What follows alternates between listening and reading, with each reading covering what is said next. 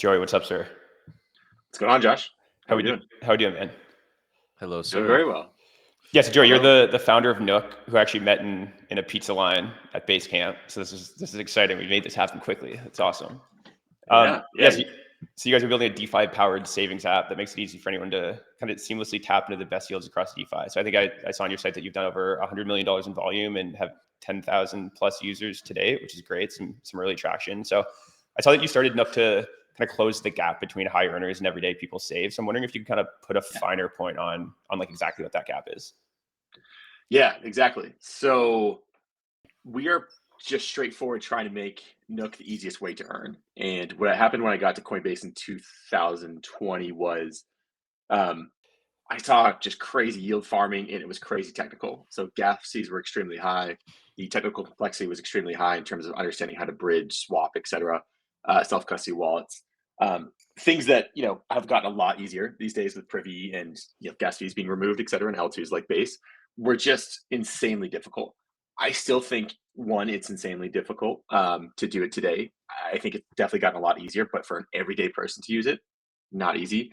And so we just really want to close that gap. And I think there will always be, people with very technical skills making money, and those who are left out because they don't have the right tools, apps, etc. And Nook just wants to continue to close that gap and bring those people together.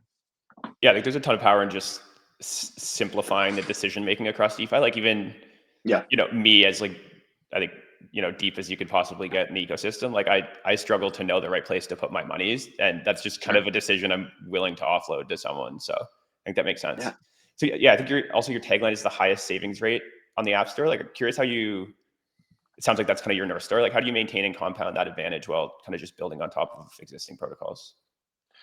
Yeah. So one really, I guess, like it's a two-part strategy. One is just kind of not assuming that we know what's best for the user. So when we are at Coinbase, it was all about like, hey, let's list as many assets as we can for the most part.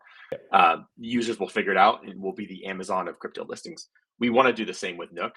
Is we want to grow to eventually every chain, every protocol that is relatively safe and legit, and give users access. And then from there, it's about automatic rebalancing. So we are now at 5 pools across 3 different protocols: Aave, Moonwell, Morpho, and we automatically rebalance you to the highest. And so we think that more pools, more protocols means more optionality. And then if we automatically rebalance you, like you said, Josh, like you don't have to stay up late watching the markets, knowing where to put your money. It just automatically gets you into the highest pool. So that's our strategy, and I think it will just compound over time as we expand. I'm really curious. Like, I, I think in the past we have seen yield products that were marketed towards like the general public. Yeah. I was super excited to onboard my dear mother to BlockFi. I had buddies who were on Celsius. Like what are the risks here, and like why is this different now? Yeah, I was also part of that. I don't know if you guys remember an app named Donut, but I lost $15,000 into an app named Donut backed by DCG. It's a good question. So the risks are there is still risk here. We think it's about a 0.1% as estimated by Gauntlet, but the main risk would be smart contract risks in terms of an error in the code. And then there's really counterparty risks like an extreme failure of a protocol or USDC itself.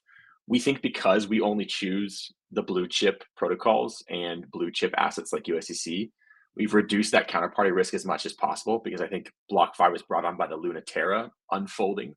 So we're really sticking to like mostly top, like pretty much the top tier. But there still is that risk. I will say, however, with BlockFi, with Celsius, a lot of them were also just kind of creating these CeFi banks and hedge funds and making risky trades and saying it was DeFi. Like everyone thought they were doing DeFi. Right. This is actually, I know it's been said before, but this is legitimate DeFi. And I'm excited that it's obviously there is some risk, and we have to move very carefully. But I'm excited this might be the real first kind of wave of DeFi apps to truly be DeFi. So there's a real feasibility that you could publish proofs of protocol stats, Yeah. whatever, like Yeah. Your Nook wallet is yours. You can go and check your wallet address. We don't pool your funds with Josh's funds, etc. And then you can go and look at every single transaction in terms of every single protocol that you've been put into. And then you can go into those protocols like Moonwell, Morpho, Aave, check their vault stack, check each smart contract of those vaults and pairs, and really go down like as many levels as you'd want to. So it's complete traceability if you want to, but we don't inundate every user with all that complexity. How do you decide what's I guess, a blue chip protocol or what's safe to integrate? Because I think, looking Yeah. forward, obviously, there's a bunch of these projects emerging. You guys are going to compete on APYs. The newer stuff often has higher ones. So there's this like pull to integrate stuff as soon as you can. So I'm curious, Yeah. how does something pass your filter? Yeah, it's a kind of a 4-part framework, but we're definitely tempted to go, let's go into Hyperliquid, and like I'll do that personally, but that's not for Nook, at least not right now. But a few things that we look for is one is timing and market. Have they been through a significant drawdown? Right. I think some of these pools Right. look good now, but everyone looks good when the market's hot. It's about, hey, can you deal with ETH crashes by 50% in one day? All of our protocols have done that. The second is like, do we know the team? Like, do we have a direct relationship with these teams? Are they doxed? Are they real people? We don't want to be dealing with some crazy offshore entity of people with no real identities that can just rug pull in a minute. And then third is we look at the numbers. Like, is there a healthy TVL there? Is there enough liquidity for our user base? Because we're moving millions of dollars every day, we can't put you into some new bespoke small pool that just started. We need the numbers to be there. And we want to be on base. We want to be USDC based. Got it. Can you share a bit more about what adoption metrics look like so far? And I guess I'm especially curious where you think the next like 10x comes from. Yeah, totally. So we kind of had that journey of launching in Fortune magazine and then telling all of our friends, and then it went down, right? And we were like, oh man, is this going to work? We are now doing, however, we've now recovered and we are now doing higher numbers each week than that Fortune magazine launch. So we're adding hundreds of users every week, sometimes thousands, and the numbers are looking really strong in terms of the product usage. So 1 in every 5 people who signs up for the app deposits. From there, we have an 88% retention rate. So people are holding their main balance over time or growing it. So it's looking like, this is a sticky app, which is good to say because the market's been up and down and sideways. Mm-hmm. So people aren't as rate sensitive outside of crypto as crypto people are. I think you and I will, we'll move $50,000 if the rate goes down by 1 or 2%. But we've seen our customers will stay put. They're pretty happy compared to what they're getting with Robinhood and SoFi, for example. And yeah, they're pretty stoked about 7%. Yeah, and then where do you see the next 10x coming from, or what's the growth strategy? Yeah, sorry, good question. I think it's really about nailing the product experience, make it as simple as possible. And then it's going to come down to our message and distribution of, can the entire crypto ecosystem grow to the point where stablecoins become mainstream? And Nook is the app for that. So the industry needs to grow. We need to kind of mature. There could be no more BlockFi Celsius type monkey business. And we need to really be in the game of building that user trust. So it's not a specific feature. It's not like a token generation event. It's just kind of like straight up trust building and go to market. Just showing up every day and keeping your head down and doing the things you need to do to make the product better. The hard work. Stuff. The hard work. That's hard work, boring stuff. But run the space.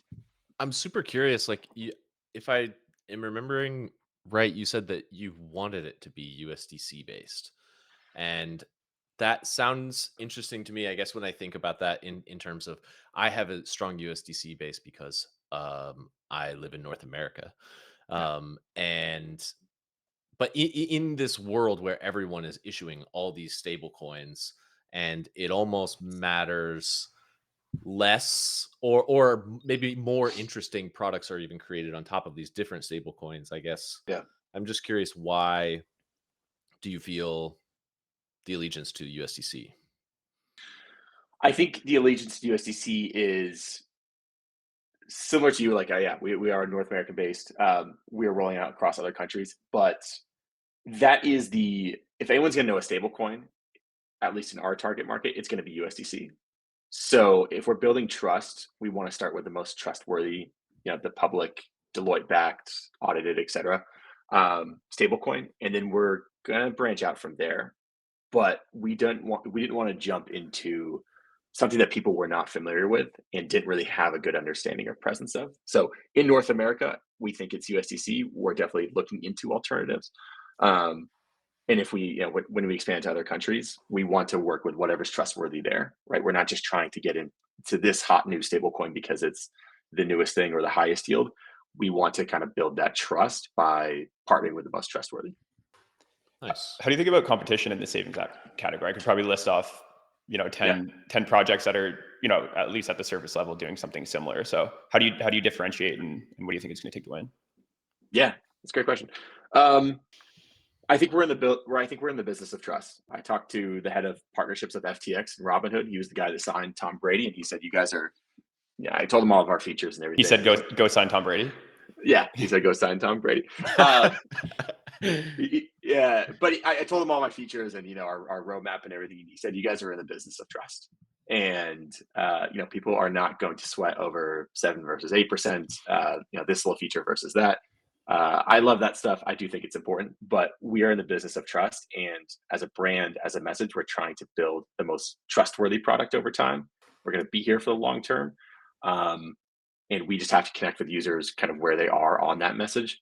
And I think we're doing it the best in terms of kind of our growth in that message versus other companies kind of trying to meet people like on X or like where they feel comfortable. And how do you think about tactically building trust? Like, is it partnerships? Is it just lendiness of being around for a while and having a growing user base?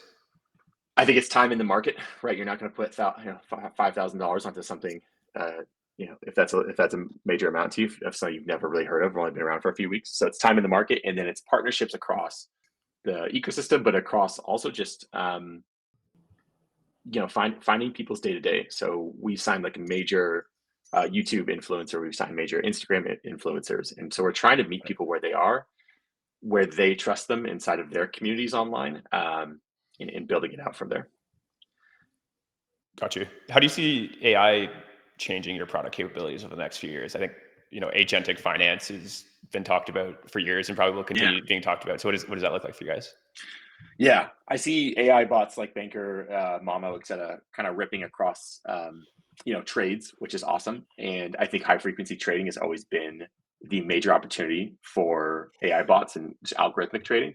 I would love to see that applied to earnings as well. So in a world where we have 15, 20 different protocols across multiple stables, multiple chains, we're going to need to obviously increase the kind of compute power we have to get you the best rate, even if that means switching every 30, 45 minutes, et cetera. Mm-hmm. So yeah, we're scaling up our kind of in-house approach to that, like we've seen other teams do to trade. But yeah, I don't see anyone really making any manual decisions in the future, unless they really, really, really want to. But I don't think it's worth it for your everyday savings app. Totally. Maybe last question before we let you go here. I'm curious what your thoughts are on the base token coming as a founder in the ecosystem. Yeah, I give Jesse. We were all there during base camp. I give Jesse and the base team a lot of credit for trying new stuff. I mean, it's incredibly hard to build something like the base network and the base app, and so to also do a token as well, that's a lot of stress. So lots of credit to them for helping give back to founders and builders across the ecosystem. They could have easily said, "Hey, base is not doing a token; it's too complex." There's also the Coinbase stock, right? So lots of technicalities there. But they said, no, we're going to do this because it's right for the ecosystem. And this is what, Jesse and the team believe in. And that's rad. So more power to them. Do you see a token in the Nook future? We're trying to get the product right first.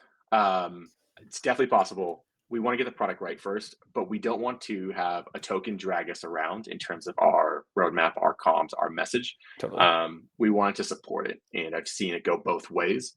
And I've learned, launching a token is not for the weak. That's a serious business. So we want to do it thoughtfully if we do it. Sick. Makes a lot of sense. Joey, thanks for jumping on, man. Excited to, haven't played with Nook yet, but I'm going to. It's in my list of many things to do. So excited I'll DM the product out. Yeah. Beautiful. Thank you, Josh. All right, man. Peace. We'll catch up soon. Talk soon. Peace, dude. Ciao for now.